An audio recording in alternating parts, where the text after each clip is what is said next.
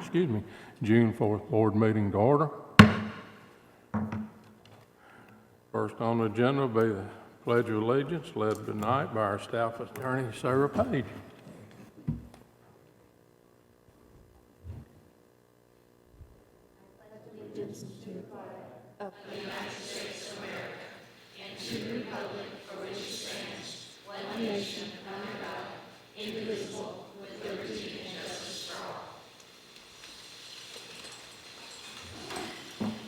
Thank you, Ms. Page. Okay, everybody join us for a moment of silence.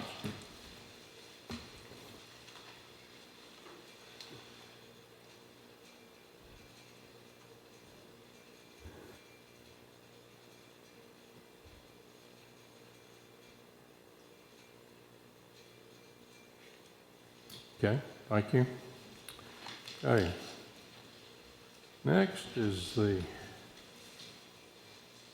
approval of the agenda. Move. Thank you. Second. Thank you. All in favor say aye. Aye. Opposed?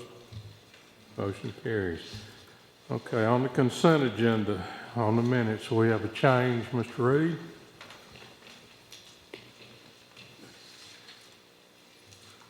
In the minutes that were distributed earlier with respect to the last board meeting we had, there was a mistake in the proposed minutes of that meeting, and that pertained to the Highway 96 city property vote. And I went back and reviewed actually the meeting itself by video, and there was never actually a vote taken on the motion to call question that Mr. Jordan had made. If you recall, there had been a motion on the floor to opt out of the contract with the city for Highway 96. There was a motion subsequently made by Mr. Jordan to call the question for that vote. That was seconded, but a vote was never taken on calling the question. So the section of the minutes that reference a vote being taken on the motion for calling the question needs to be removed. And Ms. Michaels has distributed a new revised section before you tonight for the Highway 96 city property item, which you will see deletes the section referencing a roll call vote on the motion for calling the question. That is the proposed change to the minutes that were initially distributed. And I would say the Highway 96 matter will be back before the board tonight for the board to consider any action the board wants to take to it tonight. So the Highway 96 property is a matter which you will be discussing later on tonight. Mr. Reed, if I may, so the fact that a vote wasn't called or wasn't actually taken on that motion, even though it was made and it was seconded, according to Robert's rules, does that not negate the next motion and vote in of itself and wipe it out because of that? Well, there were the motion that was to opt out of the contract. That was a motion that was made. There was a motion to call the question on that motion. So the motion that was voted on that night was a motion on whether or not to opt out of the vote. That motion failed. After that, there was a subsequent motion by Mr. Young to negotiate with the city the purchase of Highway 96 or for a portion of the property. That motion passed. So that subsequent motion is still was a proper motion before the floor that night. And in the end, is really immaterial because the whole issue of what the board wants to do with the Highway 96 property is going to be back before the board tonight for you to decide whether or not you want to do anything with respect to the Highway 96 property. So that is something the board will make a decision on tonight, whether it wants to proceed with some other further discussion with the city, whether the board wants to terminate the contract with the city, or just what the will of the board is with regard to the Highway 96 property. So you'll have full reign tonight for the board to decide what it wants to do with respect to the Highway 96 property. Thank you. Thank you, Mr. Reed. Okay. Have approval on the consent agenda. Thank you. Second? Second. Thank you. So just for clarification, are we voting on the revised consent agenda?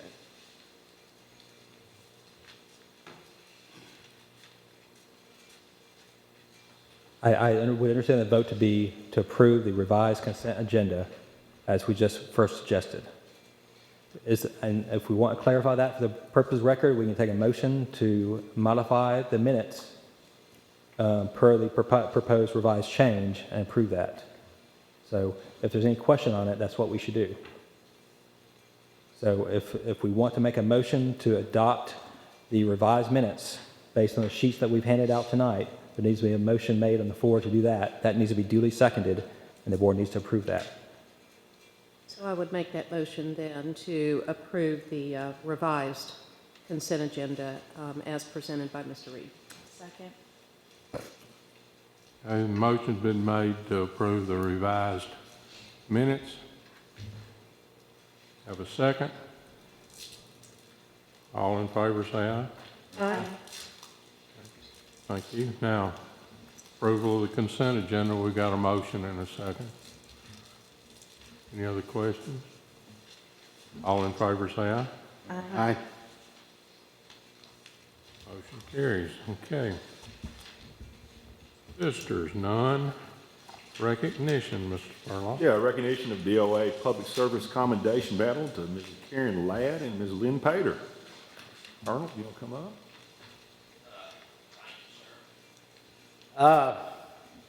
Before I ride off into the sunset and fade away, I'll be retiring 30 June, 24 years working within the Rutherford County Schools System.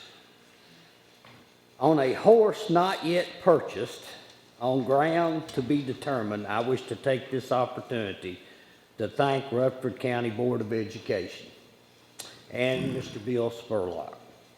Your support and devotion to Rutherford County schools, especially the junior ROTC programs, is most appreciated. Your 8 junior ROTC programs are outstanding and stand on solid ground, due in great measure, not to me, but to our exceptional professional junior ROTC cadre, and to the administrative effectiveness and support of Rutherford County School employees located within your high schools and also within this building, 2 of which I wish to honor tonight. And as I mention your name, will you come forward, please? Mrs. Karen Ladd. One of the first things I was Mr. Watkins, when I took over as Director of Army Instruction, he said, well, Colonel Howard says, why don't you let the budget department take care of junior ROTC pay? And I said, sir, I think that's a brilliant idea. And so for 21 years, Karen Ladd has taken care of junior ROTC pay. And I might add, knowing the rest of the programs around the country, we have never had a problem with Rutherford County schools. Now, I cannot say that for Cadet Command, okay? So I greatly appreciate it. But she is definitely user-friendly, very effective, and has made my life simple. Also, I'd like to recognize Miss Lynn Pater, purchasing agent. The first high school we opened up was Blackman High School. And then after that, we had Siegel and Stewart Creek and now Rockville. And Miss Pater has been instrumental in supporting the logistic needs and the material needs to open these programs with the monies provided by Rutherford County to match the rest of the classrooms. So, having said that, I would like to turn this over to my replacement, Colonel Russ Richter.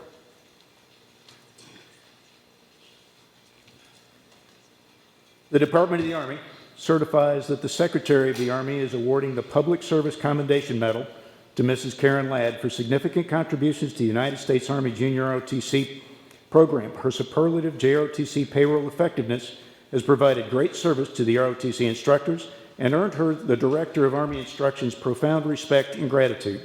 Mrs. Ladd's dedication to duty and commitment to excellence in JROTC payroll management reflects great credit upon herself, the Rutherford County Board of Education, 7th Brigade, the Army ROTC program, and the United States Army. Signed, David Welch, commanding.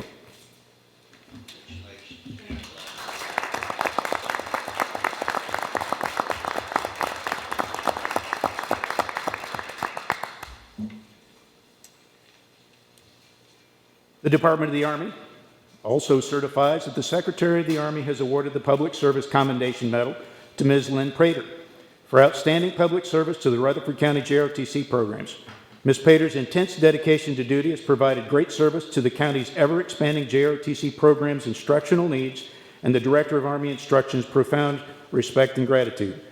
Ms. Lynn Prater's dedication to duty and commitment to excellence reflects great credit upon herself, the Rutherford County Board of Education, 7th Brigade, the Army JROTC programs, and the United States Army. Signed, David Welch, commanding.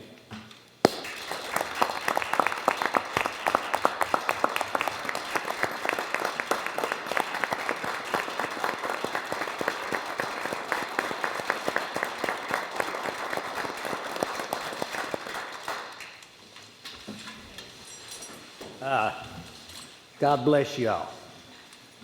Thank you, and good luck.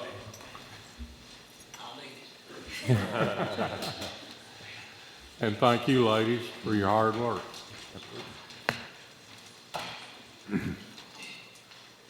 Okay, we're ready for nursing agreement. All right, MTSU nursing clinical affiliation found on tab 2. This is a MOU with MTSU. This is in our career nursing assistant program. This is the last class in that program of study. We were very excited about this. We've had it for a while, and we want to continue to have it. So motion to approve and review the clinical affiliation agreement with MTSU School of Nursing as presented. We'll move. Have a second? Thank you. Any questions? All in favor, say aye. Aye. Opposed? Motion carries. Number 9. All right, number 9 is approval of the Carl D. Perkins Career and Technical Education Act, Carl D. Perkins Basic Grant. The Carl D. Perkins Career and Technical Education Act of 2006 is presented for approval for the funding period of July 1, 2020 through June 30th of 2021. This grant is for $644,667.48.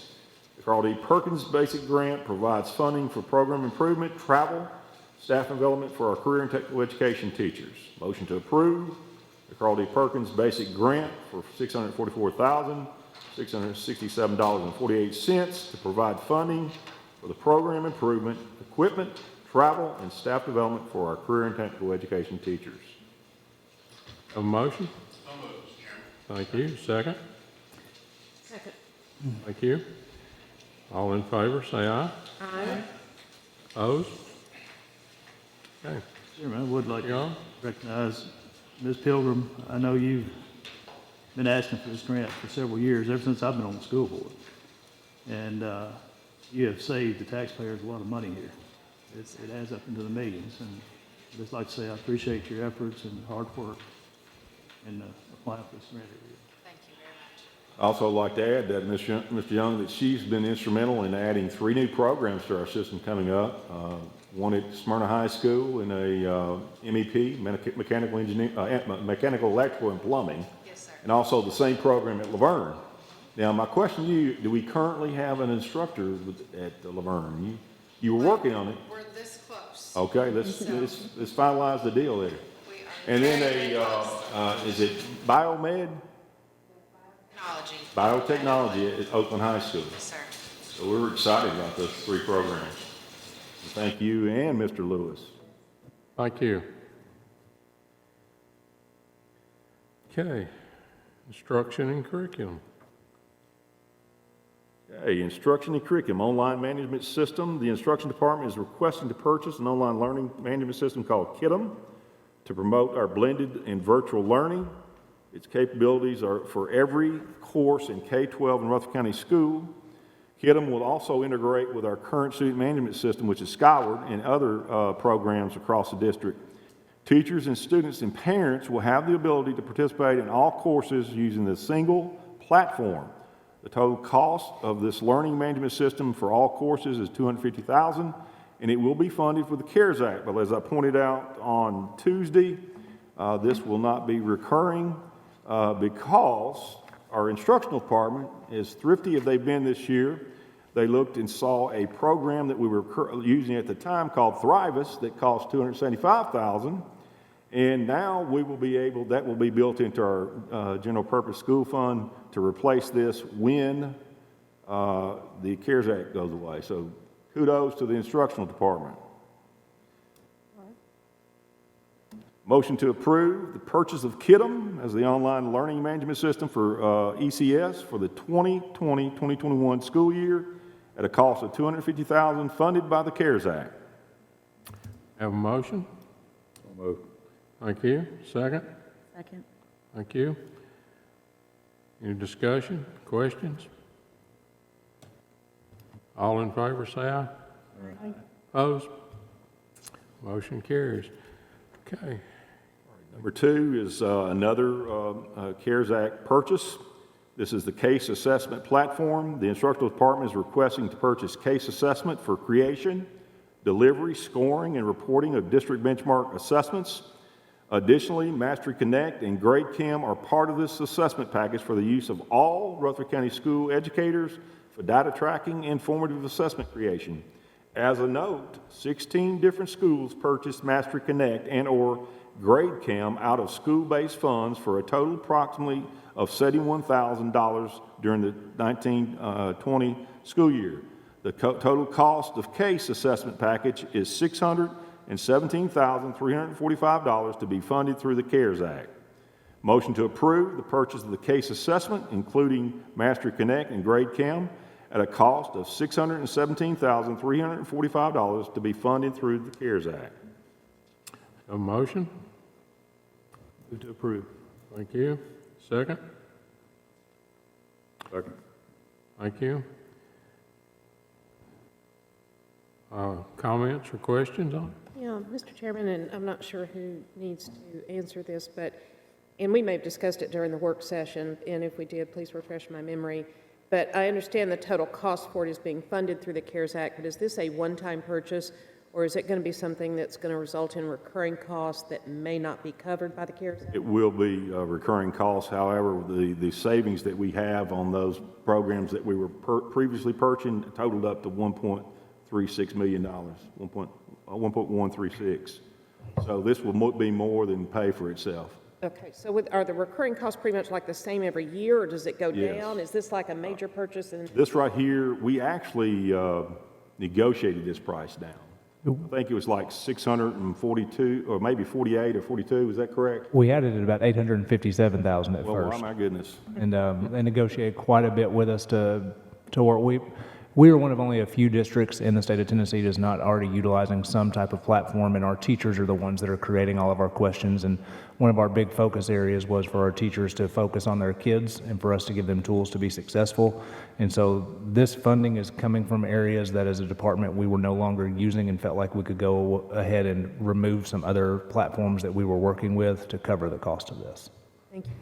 One thing I would have to call them, and for those of you that are old like me, Monty Hall. You probably don't know who he was, do you, Dr. Sullivan? Let's make a deal, my man. All right, motion to approve the purchase of the case assessment, including Mastery Connect and GradeCam at a cost of $617,345, which will be funded funded by the CARES Act. Okay. We got a motion on that, didn't Oh, we did? I'm sorry. Yeah. And we voted. We voted? We're good on that. Okay. It was so good that I had to hear it again. All right, Let's next go. is our virtual school. There you go. Once again, it's going to be in our virtual school. The virtual school here is, the instruction department is requesting to purchase this Connections Learning at the cost of $3,825 per student, and that was negotiated also down from $42,500, okay, $42,500, and a maximum enrollment of 100 anticipated for the 2020 school year. The upfront cost is $382,000, will be reimbursed through the CARES Act after July the 1st. I'd also point out that we are saving money also because we are taking our summer school, our online during the year school, and Holloway night school, and when we look at those total costs together, we're saving $305,000 yearly operating costs. And when you, the virtual school in itself will pay for itself because for everyone enrolled in the virtual school, we will get state ADM of a little over $5,000. So, motion to approve the purchase of Connections Learning at a cost of $3,825 per student for the Rutherford County School System virtual school, and at a per cost for the individual student participation in place of the RCS online course offerings. Have a motion? Move to approve. Thank you. Thank you. Any questions or comments? Mr. Chairman, I have a question. And I don't know, maybe Dr. Sullivan could best answer this as well. When you talk about taking away the Holloway night school, I'd like to understand that a little bit better because I know that's something, a program that's been very valuable to that school. Is this going to replace This that will need this for will that? replace it. When you look at the return on investment for that, with the number of students that have slowly dwindled away, less than 20, I think, in the last year, this will replace that with the kind of the money we were using there. We can get this taken care of. Now, this will not be. They won't be enrolled on it all classes. They will do what we call a la carte, where they'll take individual courses. And most of our at Holloway, I'm assuming, are doing to get ahead. I think all of them are doing it. All of them. We didn't have any student that was technically enrolled at Holloway actually take a Holloway night class, so the Yeah. option's still there. For these, Good to know, thank you. for the a la cartes, that will be funding that we will not get, of course, ADM from them, but the savings that we have from it would make the course probably even less expensive than what they're currently paying for on-site. Anyone else? Okay, we've got a motion and a second. All in favor say aye. Aye. Opposed? Motion carries. All right, number 11 is found on tab 3. This is a special education grant funding.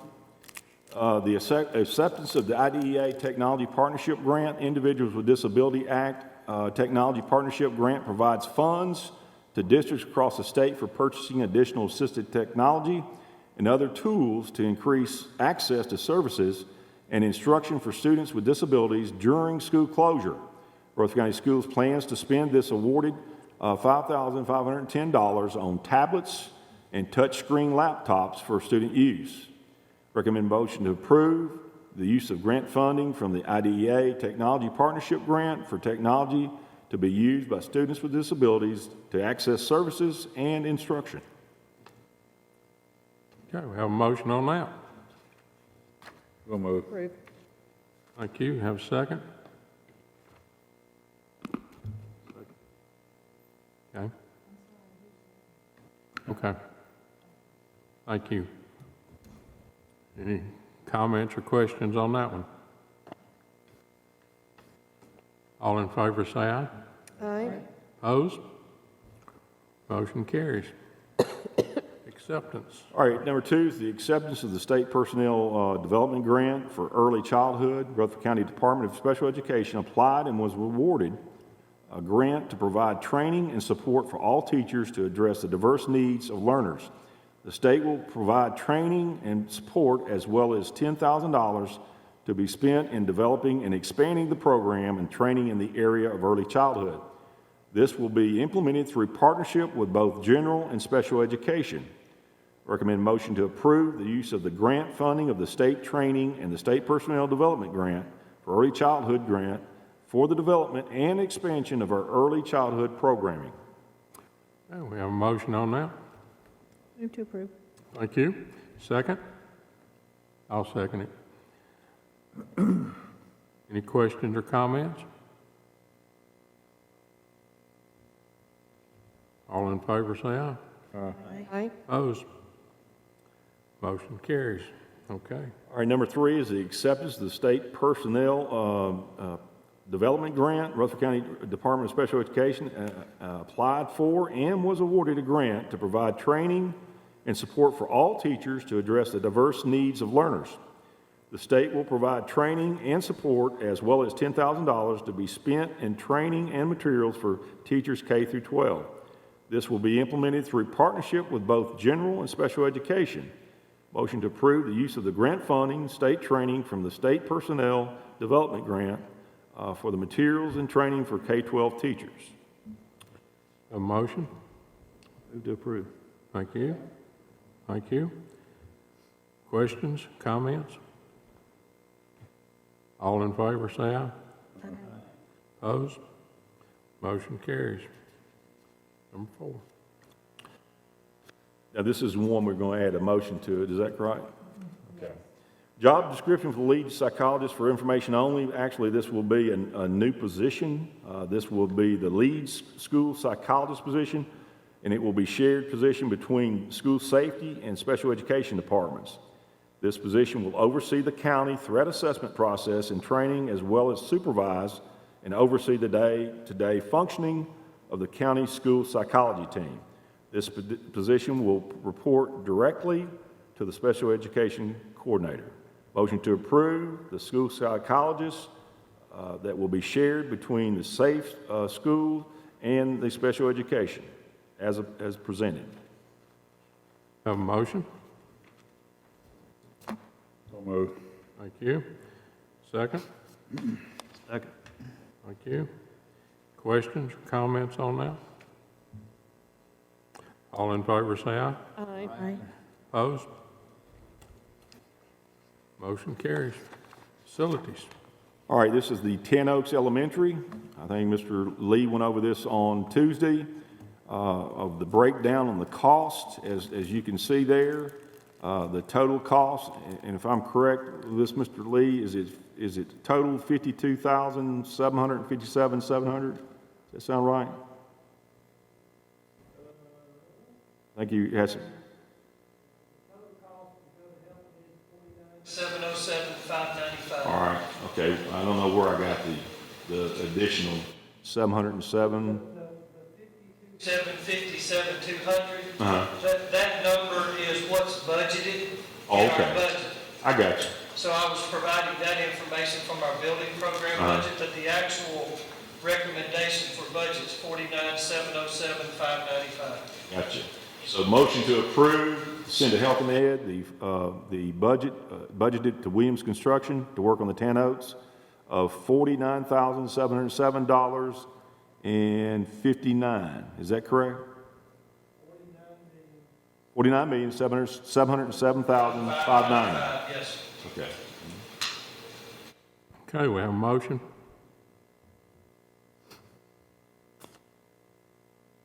Move to approve. Thank you. Second? Second. Okay, got a motion and a second. Any comments or questions? All in favor, say aye. Aye. Opposed? Motion carries. Laverne Middle. All right, this is the Laverne Middle Edition on Thursday, May the 14th, 2020. Purchasing and Engineering Construction received bids for the construction of the addition to Laverne Middle. All bids have been reviewed, and Engineering Construction recommends Robert S. Biscan bid at $13,273,640. Engineering request moving forward to Health and Ed, a request for the funding of this amount of $16,173,640. Motion to approve to send to Health and Ed the winning bid to Robert S. Biscan for the Laverne Middle Construction Project and to request funding of $16,173,640. Okay, do we have a motion on that? So moved. Thank you. Second? Second. Thank you. Any questions or comments? Yes, I do. Mr.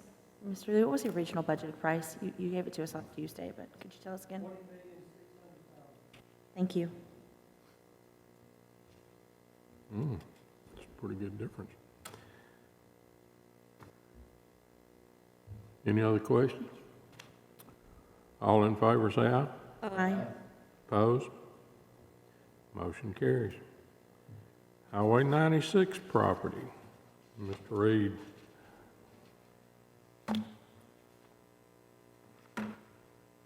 Yeah, as we discussed in the work session earlier this week, the city of Murfreesboro has indicated that they're not willing to sell a portion of the property. They want to sell the property in its entirety. So it's up to the board to decide at this point what step the board wants to take next in regards to the property. You have the property still under contract. You have an inspection period that runs until July 2nd to allow you to evaluate the property and make decisions in regards to it.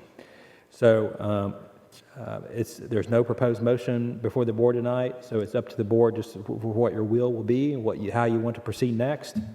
We do not have a clear indication of what the city will be willing to accept as far as a purchase price if the property is sold in its entirety.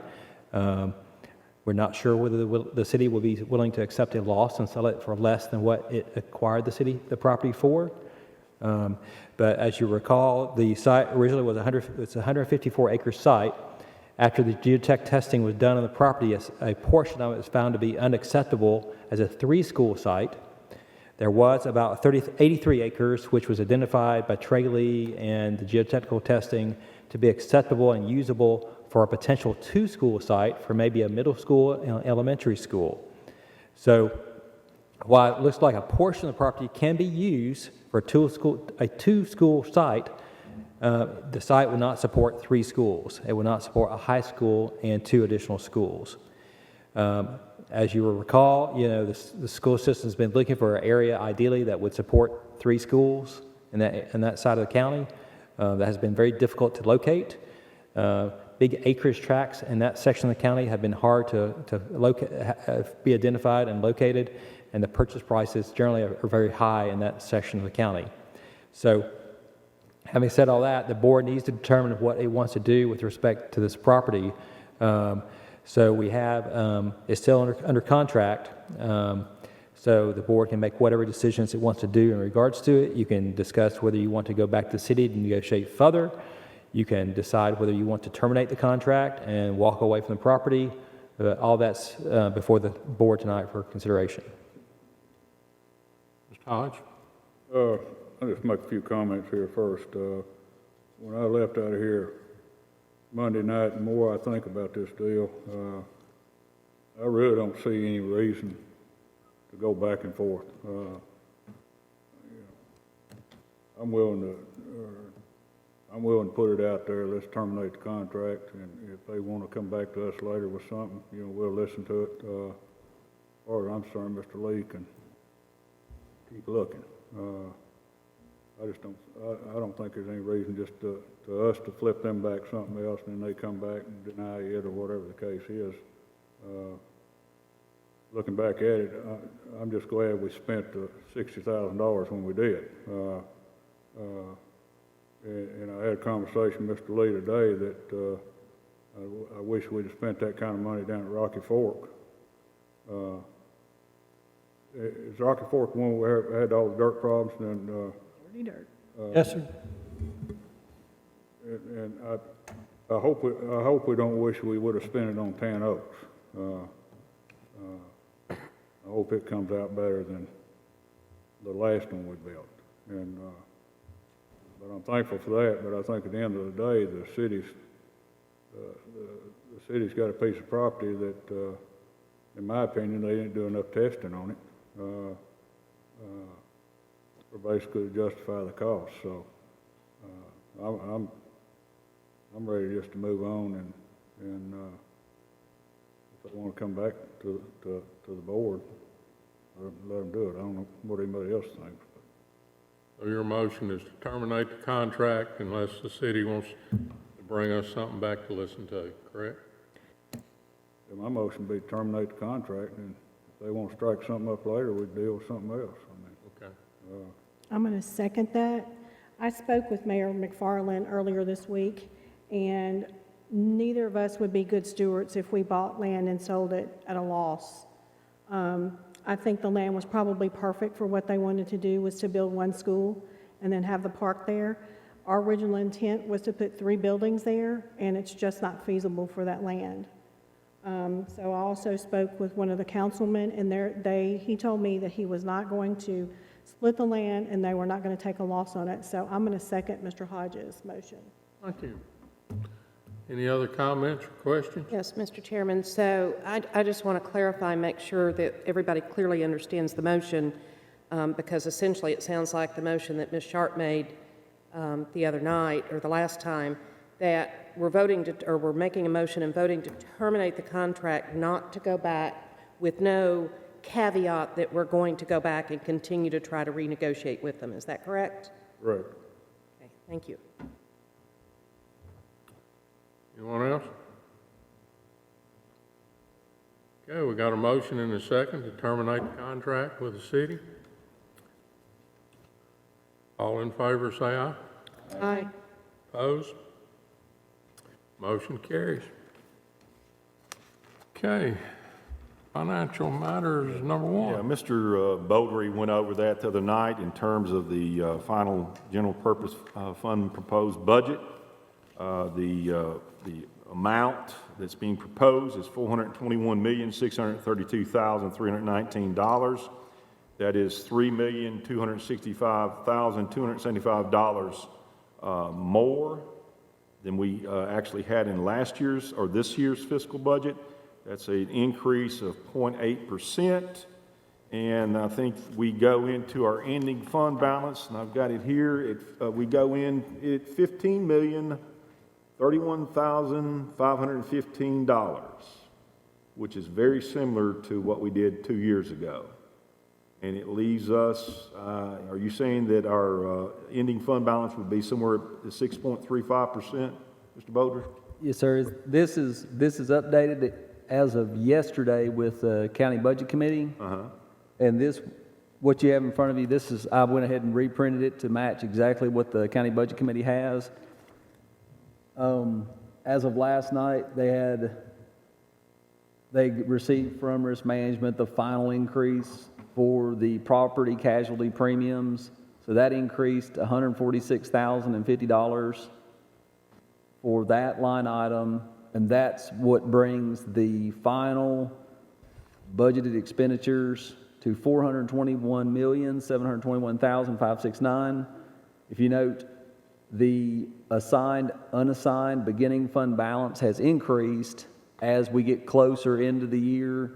Of course, we have a better idea of what that ending fund balance is going to be, what was not spent and what has been spent. So that has been trued up $2,782,990 from last time to give us a beginning fund balance estimated at July 1, 2020 of $41,828,223.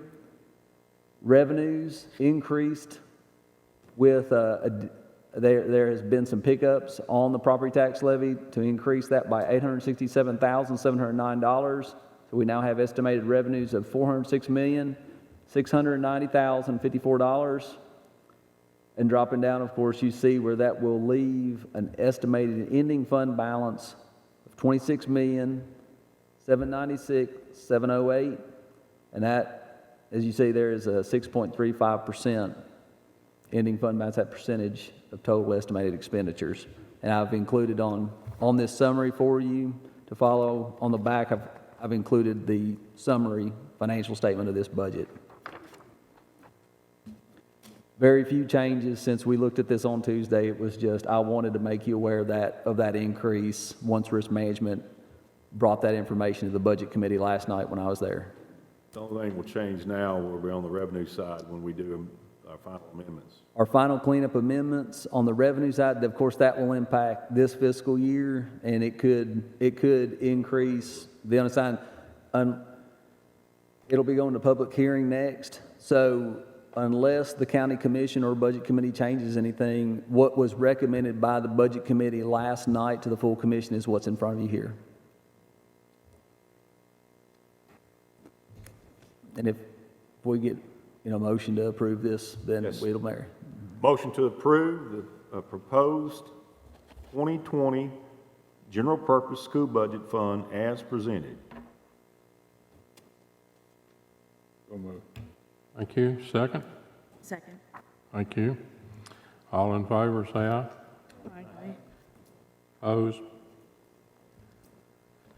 Okay, cafeteria, cash on hand. Centralized cafeteria fund, 143 petty cash on hand. Amounts for each school location is currently approved at $10,191. Request that this amount be increased to $10,227 as detailed in the enclosed school listing.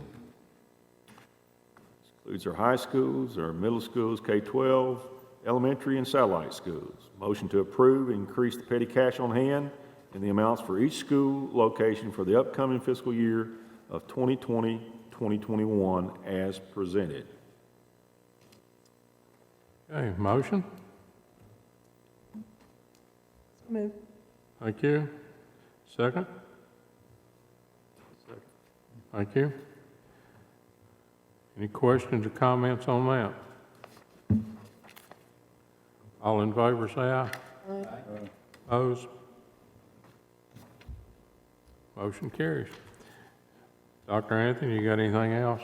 No additional from Tuesday night. Thank you. Mr. Director, you got anything? We've got a couple of things. First of all, we met again on our opening. We will be bringing something forward on the 18th of June with the different scenarios. Just to remind, the board hasn't voted on anything. It will not be voted on, and that will be in place depending on what kind of guidelines we have at that time sometime, but we also have to keep our parents informed of what we're looking at in terms of the different scenarios that would take place. The second thing involves some information I think is very relevant to the board, could furnish some financial concerns in our cafeteria fund. So if Mr. Beaudry would kind of take us through that form there and tell us a little bit about where we are with this. Sir, I placed in front of each of you, you should have this form right here. It's on the top of it, it says Rutherford County, Tennessee schedule of revenue expenditures and changes in fund balance, actual budgetary basis and budget, and it's for the Central Cafeteria Fund. What that is, and before we get into this number, to back up to where we began at the COVID shutdown with our cafeterias. Now keep in mind, our cafeterias are in a separate fund, the centralized cafeteria fund, what we're about to look at with the finances of what's happened to date. They do not have a tax levy. And envision it somewhat like a restaurant. You know, they operate off the meals they charge plus the USDA reimbursement from meals that they produce.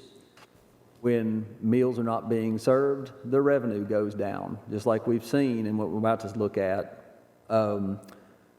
When we had the shutdown of the schools, we moved from doing full service cafeterias to limited sites, which we did curbside, you know, drive up, walk up, serving in select cafeterias. We, however, continued to employ and pay our cafeteria employees, fully staffing our employees for two reasons. One, that way we knew, because we do have some elderly cafeteria employees, we knew we needed to be sure we had enough employees to staff those emergency feeding sites for our children. And two, when we shut down originally, we thought we would be coming back. There was a possibility of coming back in May.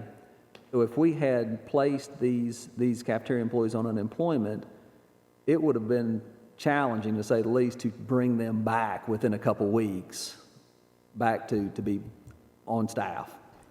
So we made a decision we are going to continue to pay our employees, keep our staff intact, and we're not even going to talk about the cost of retraining or bringing new staff in. I'm just talking about just retaining. Okay. What you have in front of you at that very bottom of this first page that says 222, this is straight out of our last fiscal year audit. Under that third column that says actual revenues, expenditures, budgetary basis, if you go down to the very bottom line, that is the fund balance June 30th, 2019. That was the beginning fund balance per audit, actual, of the cafeteria fund at the beginning of this current fiscal year. So you see it's $4,474,529. So we started in fund balance. Now flip the page. I just printed this off. This is as of May 31st, with May closed. Summary financial statement. As you see in that first column, that is the budget estimate for all the revenues for this current fiscal year that we're about to end in our cafeteria fund, which is $19,466,036 of revenue budgeted. Dropping down below, we see we budgeted expenditures of $20,728,458 for a budgeted operating deficit for this current fiscal year of $1,262,422. We have historically come out better in a small surplus. Last year it was several $100,000 we had a surplus. Because once again, like we've always discussed, just because you budget fully staffed, and, just like a household budget, a lot of times you can, if things go okay, then it comes out better. You spend less. Moving forward over to that second column, this is what we've actually done to date. At the end of May, we have brought in revenue $15,635,265.07. Dropping down, we have spent $17,960,423.79 for a actual annual deficit to date of $2,325,158.72. Now I want you to move over to the right on this, and under that month to date, this is just for the month of May. Under that estimated average monthly, we were estimating to bring in operating revenue in the cafeteria fund the month of May, $1,622,169.67. Move to the next column over, that is what we actually brought in revenue, $375,942.60. The only revenue we brought in was a little bit of interest earnings, and if you see that $324,000, that is funds we received for the month for the curbside emergency feeding from the USDA. Now drop down below that 375, that is what we actually expended in the cafeteria fund for the month of May, $1,612,751, and dropping down to that last, that is the operating deficit for 1 month. So that gives you a true picture of what a month of shutdown does to this fund, with a $1,236,808.52 loss. Now, if you remember what the fund balance was we started with on the first page, the $4,574,529. And if you flip to the second page and you look on that second column, the actual loss that we've had to date because of these last couple months, $2,325,158, and that will grow slightly more because we have one more week of payroll in here. My point with this is, I know the board has some challenges, and we have to look at how are we going to reopen school. And Ms. Sprague and I have had a lot of discussions about this, is that please remember this cafeteria. There was, when restaurants, they shut down or they reduced staff when they went to curbside or drive-through. What we do next year when we reopen schools, the cafeterias will be, this will be paramount, because obviously this is not sustainable to continue this practice, and we know that. But I wanted to make the board aware, and I wanted you also to be made aware that I have been looking at this and working with Mr. Spurlock all the way through this shutdown.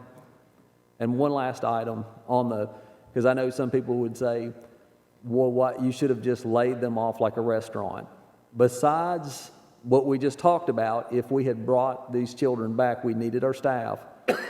We are different the way we do unemployment than a lot of businesses. A lot of businesses pay a quarterly premium for their unemployment to the state. Rutherford County and a lot of larger counties and non-for-profits are allowed to pay on a reimbursement for unemployment instead of a premium. We save a lot of money on premiums by not having to do that in the good times.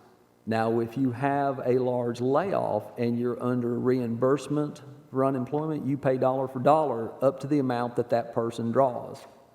With the CARE Act providing a lot more of a benefit for people that file unemployment, we could have wound up paying the same amount to these employees for unemployment, and whereas their pay as normal stops now when school's over, if we had put them on unemployment, we could have gone a full 26 weeks paying them. And that would have gone through, this fund would have been done. And I would have been before you right now asking, we need to do some type of transfer just to cover unemployment. So these were the things we wrestled with back in March. And I believe what we have is the best. I feel good that we did the best scenario, what we brought before you and what the board chose for what we had at the time. I don't think I even knowing now, I don't think we'd have changed. I don't think I would have, my recommendation would have changed. But I just want y'all to be mindful about next year. Looking at 9 to 10 months as opposed to 26, or 9 to 10 weeks as opposed to 26 weeks. Exactly. One of the things, the reason why he and I have been talking about this is we go into, if we have to go to a hybrid, that would be less students on each day, which would impact this budget here. So that's something we all have to keep in mind too. How much of an impact it would have. I think this length of time that we've had since we shut down, that's a pretty good long period of time. So we're gonna think that it's not going to occur in the future, but we're going to have to plan accordingly. Mr. Bowman, can I ask you a question? And that was really good information to know about how we pay our unemployment. I did not realize that. So when you mentioned the CARE Act and talked about the amount of unemployment, because my understanding is that the unemployment rates or weekly eligibility amounts got raised considerably because of the situation. Does that mean that if we had, whether they were cafeteria workers or any classified employees, drawing unemployment, would the system have been on the hook for that entire amount, or just what we normally, before the CARE Act, whether it was the $275 a week or whatever, would have been paying out to those employees in unemployment? We would have paid the additional amount. We have to pay in the unemployment. I thought that's what you were saying, but I just wanted to be sure. Thank you. When you say the additional amount, you're not talking about the federal portion of it. The additional, 600 or whatever it was? We wouldn't be paying that, would we? I think we paid the state portion. We would have paid the state, we would have to seek reimbursement for the federal. Okay, that's it. Okay, anyone else? All right, Tennessee Legislative Network, Ms. Johnson. Well, other than what I reported on Tuesday, Ms. Sharp had asked if they had recessed. They have not, actually. They've ramped up their floor sessions, it looks like, and have sent some pieces of legislation back to committee. So it's very different, but they're actively working. Yep. That's it. Thank you. Federal, Ms. Sharp. Nothing of note on the federal level, Mr. Chairman. Thank you. Thank you. General discussion.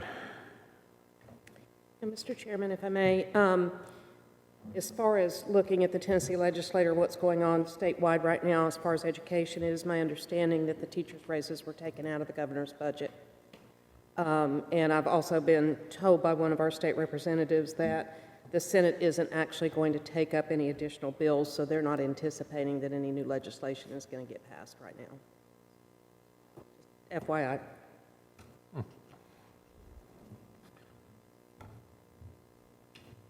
Anyone else? Just gonna make a general comment. I don't know how long it's been, probably 6 weeks ago. I don't know if you remember our conversation that I'd mentioned to you that since all this virus and all this had come along, that would possibly look at our meetings. As far as, I feel like a lot of times we meet just to meet and don't need to meet. And I mentioned that to you, and I think you incorporated a budget meeting or something into the work session, try to cut back on that. But I guess listening to Commissioner Phillips last week complain about, well, I don't know if it's complaining or not, but I complained about the board members' fees and all that stuff. Made me think a little bit more, so I'm just throwing this out to the board to think about somewhere along the line that, and I hadn't talked to Mr. Spurlock about it, but, you know, in the next month, 2 months or whatever, just try to save some money when we can. So I don't know if we have to have, you know, the 4 meetings a month or whatever it is, if we can consolidate that down some, save some money. Just something to look at. I'm just throwing that out there. Okay. I know I mentioned it to you, and We can put that on the agenda for discussion next meeting. that's fine. I'll just bring it up. I mean, whatever you want to do. Everybody's interested in that? Can I ask a question? Are you talking about then reducing the number of meetings that we have per month? Yeah, I'm just thinking if we can consolidate some down, that'd be up to Mr. Spurlock, I guess, because they know what they got on their agendas, what they need to get done and stuff like that. You know, I'm willing, you know, if he can consolidate, you know, if we have a special call meeting, consolidate it into a regular meeting or work session or something like that. Any way we can do is try to save some money is what I'm getting at.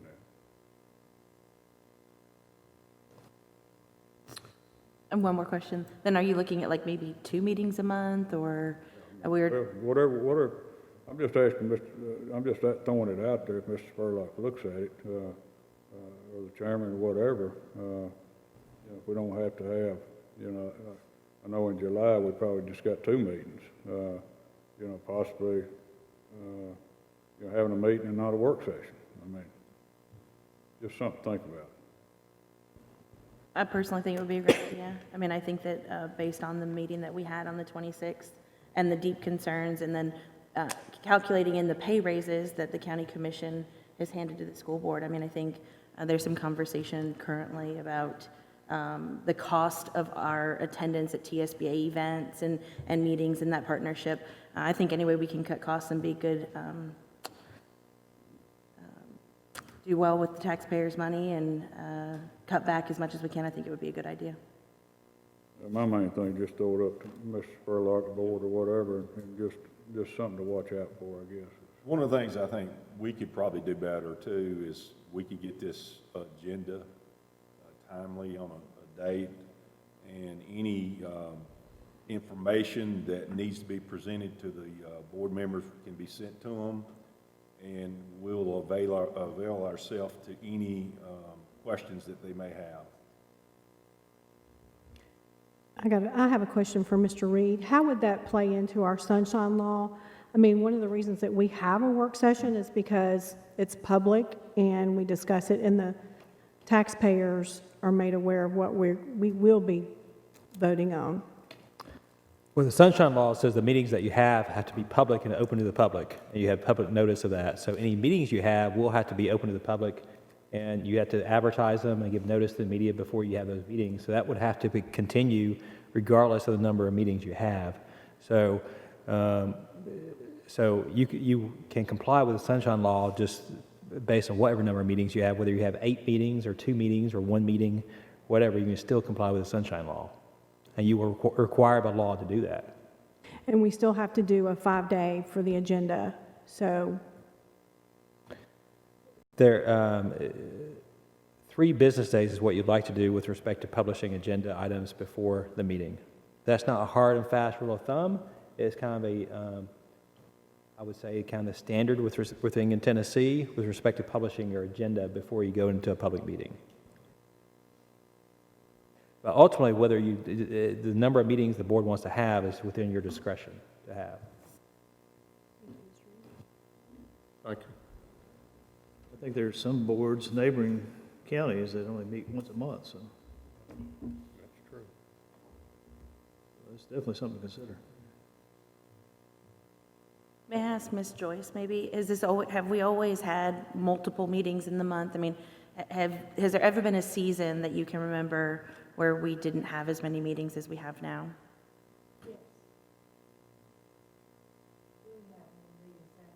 I have a work session. We just have regular meetings twice a month. We do that for many years. I think we started our work session about 10 years ago or something. So it would be feasible for us to maybe have one meeting a month, and then if there was a need for a special call meeting or an urgent matter, we would call a special meeting? Do that. Why don't we, Ms. Joyce, put that on the agenda next month and give everybody time to think about it? And, While we're on that subject, one of the things that we might think about, because all I think have been thinking about ways that we can cut budgets, and of course I would venture to say that one of the reasons why we have more recent meetings than some of the other systems is because we're so much bigger and have so many other issues and things to address. But one of the things I think we need to take a hard look at too is what we spend as a board in travel expenses as well when we attend conferences and functions and things like that, and just take an overall look at perhaps if there's ways that we can tighten up in that area as well. So much of it, I mean, and I don't have a problem with it. I mean, so much of it when I go to the SBA or convention or whatever the deal is, I just be straightforward. I use continuing education. I'm just throwing that out there, but I don't have no problem. I don't have no problem if I don't go nowhere. I mean, it doesn't matter to me, so.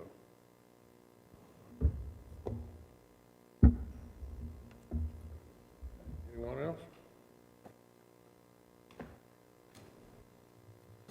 Nothing else, we're adjourned.